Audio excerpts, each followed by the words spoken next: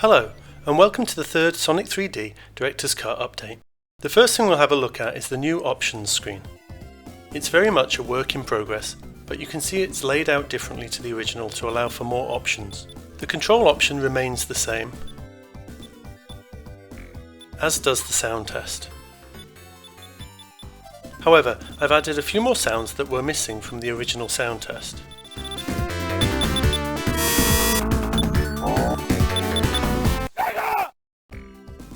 There is a Director's Cut on-off toggle and a placeholder load game option that has yet to be implemented. But let's have a look at the level editor option. Selecting it brings you to the level select screen. This isn't finished yet, and the special stage levels will be removed as there is no editor for them. Let's go to Rusty Ruin Act 2 as a test.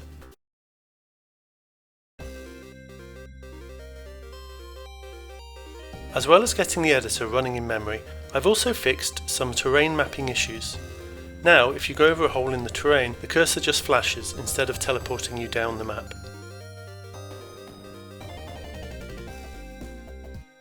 I've also added a better auto repeat for moving around the edit menu and entering numbers, as well as a quit option. You just select it and press all three buttons to quit back to the title screen. I won't go into how the editor works because I've already made a video about this separately, so please watch that if you'd like to know more about the editor. If we scroll through the list of objects, you can see a special guest star. Yes, the crab is in the game. I've given it a more random left-right scuttle for movement to best use the animations that we have. I found in Rusty Ruin a palette with the right kind of colours for the crab and a few unused colours, so I tweaked this palette and wrote a remapping routine to search through the creature data, detect any graphic data and remap all the sections into this new palette. The result is that the crab can be used anywhere in the Rusty Ruins levels and he looks just the same as the prototype. And because I found enough memory, I've added him to both Rusty Ruins levels for the Director's Cut.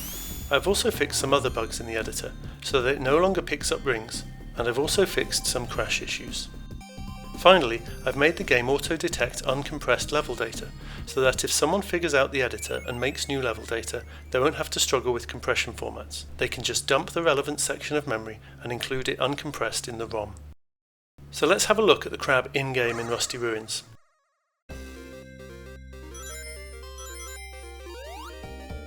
And there it is. I've made it drop a red flicky at the moment. This is earlier than you would have normally seen this flicky, so I'm still undecided whether or not to keep it. Moving on to a few other changes, you can see that the tiles in Green Grove are brown again.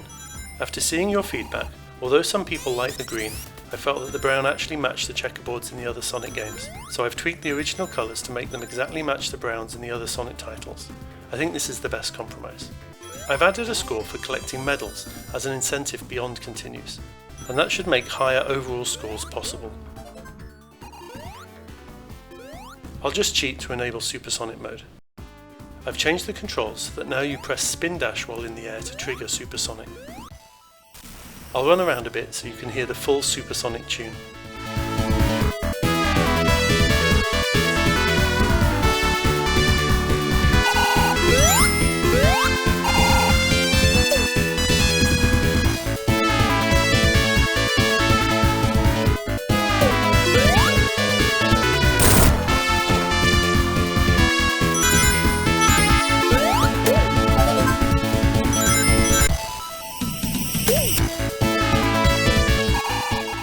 I've also made it so you can change back from Supersonic by pressing spin dash again whilst in the air. And at your suggestion, I've changed the animation so it doesn't use Sonic's death frame anymore.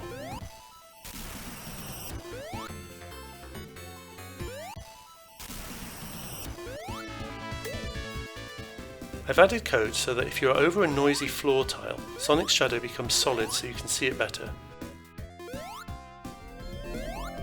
This should make it easier to judge where you are when you are over these kinds of tiles.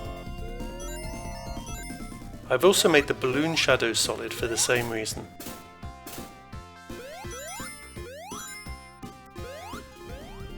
I've made changes to the moving platforms so that you now move much more slowly when you are standing on them, making it much less likely that you'll fall off.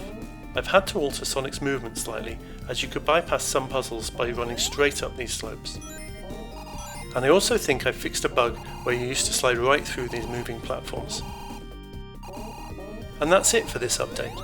I hope you're enjoying these insights, and if so, please leave a like or perhaps even consider subscribing. Thanks so much for watching.